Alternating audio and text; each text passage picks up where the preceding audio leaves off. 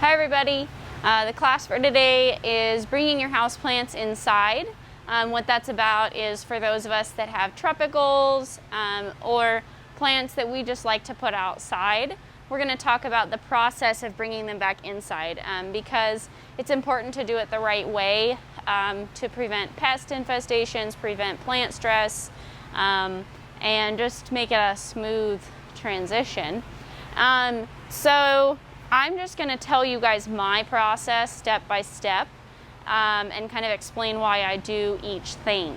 So I like to put outside things like abutilons. I have a couple of those I keep outside. I put my plumerias outside. I put my succulents outside to try to get them a nice, good, bright summer before I bring them inside to my kind of dark house. Let's see, what else do I put outside? Like I have my string of hearts outside. I have a couple jasmines outside. I put my anthurium outside because it was kind of struggling and I thought a vacation would help it, and it did. I put a philodendron outside. I put my Schefflera outside. I'm a put things outside kind of person, I guess, is the moral of this story. So I think the first thing I do is in maybe August, I feed them with soluble fertilizer. So I like to use the Jax 2020. I do that one last time at the end of August because I'm not going to feed them again after that, and I just want to get that in their system before I stick them inside. Pretty soon here, I'm recording this on the 21st, and I'm probably going to do it by the end of September, I would think. It's important to do it before you turn the heat on in your house. So I'm a not turn the heat on in the house for a while kind of person. So it'll probably be mid-October before I turn the heat on in my house, maybe even later if I can push it that long. So that's why I'm going to do that at the end of September. So the first thing I do is this week, what I did was I sprayed them all with what I have here, which is 8, and I sprayed everything with it. I actually sprayed my plants that are inside as well. And I sprayed everything outside. And then next week, what I'm going to do is take them outside, or they're already outside. I'm going to take them out like where the hose is, and I'm going to get a bucket of soapy water and some rags, and I'm going to kind of get that soap, either rub the leaves or kind of like drip it on the leaves so that there's soap and suds on the leaves. And then I'm going to take my hose and I'm going to spray them off really good. Scrub where I need to, those kinds of things, kind of get the dirt off, get any, spiders, get any insect, like any pest insects off, like spider mites, things that are on there and just aren't a problem because they're outside and there's beneficial insects, keeping them under control. So I'm going to do that this week, and then once all the leaves are clean, I'm going to do 8 again. I'm going to let them dry, and then I'm going to bring them inside.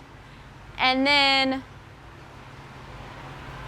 2 weeks after I bring them inside, I'm going to spray all my plants with 8 again. So I do this sort of like insecticide application process because, as I mentioned, there is pests on your plants when they're outside. They just aren't a problem because there's other bugs. There's an ecosystem of bugs that is keeping those under control so they're not becoming an issue. So the first time, I'm just kind of reducing the populations, which I've already been doing this throughout the summer when I notice issues. but I'm going to do it to reduce the population. Then the next week, I'm going to wash off any dead insects. I'm going to wash off any living ones. And there will, of course, be a few living ones left. So then, right before I bring them in my house, I'm going to spray them one more time. Let them dry, of course, because you're not going to drip that stuff all over your house. Then I'm going to get them in their places. I'm going to clean them up really good, do a lot of grooming. You don't want to do any serious pruning, but dead leaves, damaged stems, anything that's collected in the soil at the base of the plant, all that kind of stuff. I'm going to get that out because I'm trying to bring as little of the outside in. So they're sprayed, I'm bringing them in, and then for 2 weeks I kind of let things settle, and then I'm watching for any problems, and then I'm going to spray everything again, just because I know that I haven't gotten everything yet. That third one, you probably can get everything, and when you're spraying them in your house, you can't get them as good as when you're holding them upside down in the driveway. So it's not going to be as effective, but it's still going to work really good. I also am going to apply, and this is not quite the right container. We're out of the systemic houseplant. We're trying to get it. But this is the same chemical, same concentration, and this is those systemic granules that go in the soil, and you just work them in a little bit. Water it in, not to the point that it drips, just to where it soaks through the root zone. I'm going to do that too, because that is going to control insects that may have been hiding in the leaf crooks of the philodendron, in between where the leaf meets the stem on the anthurium, those kinds of things.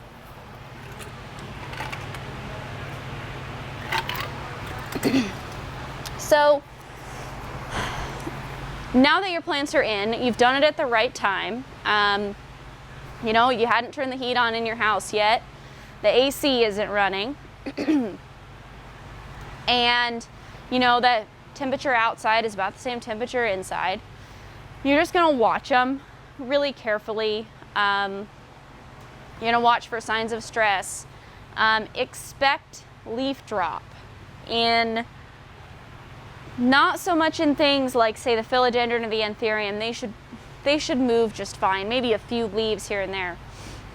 But things like abutilons, jasmine, I have a Michelia, that's banana shrub. What's another one that would drop leaves? Any like sort of shrubby, tree-like houseplant, when it goes from outside to in, it's probably going to drop some leaves. Now, I have a special circumstance. My plants are on a covered patio, so they never get insanely bright light, except for maybe in the afternoon for maybe a couple hours. And then I have another on the other side of the house. It's complete shade. It's the north side of the house. So I'm not too worried about shock. If you, for instance, had a citrus tree, you're going to want to start this process maybe 2 weeks ago, or start this process on a covered patio or the north side of your house, because you're going to move those plants that are in full sun to a spot that's not full sun, and you're going to let them adjust to that, and where there's maybe a little less airflow. You know, on a covered patio or the north side of your house, there might not be as much airflow either. And then you're going to move it into your house, so it's not as much of a shock.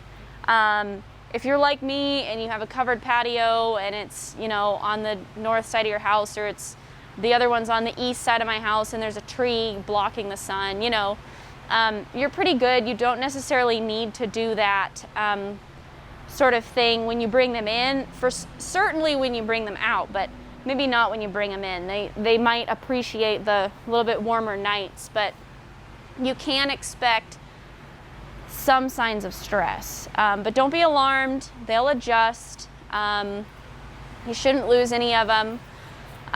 There's a couple differences.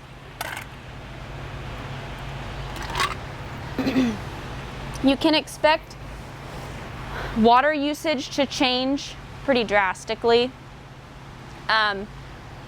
For example, I've been watering my plants about every other day, maybe every couple days, depending on which side of the house. You know, when it's hot like this. Of course, not when it's smoky, but when it's hot like this. You're going to bring them inside. There's going to be less light. There's going to be less airflow. You're going to be watering them less.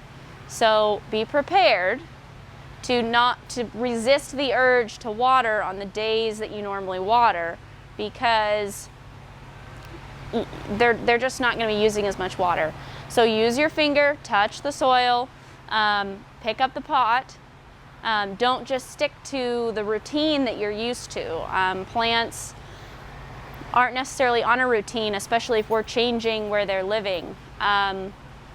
So we have to be adaptive to what they need. And so that's what you're going to do. You're going to be adaptive. You're going to watch and see what they need and just use your plant parent heart. And they should go through the transition just fine. The most important thing is to clean them up really good before that you bring them in. A bonus to that is it gets better light transmission, because you're going to be wiping the leaves off of any dust. So your low light in the winter is going to be not quite as detrimental, because there's no dust blocking the light from getting into the leaves.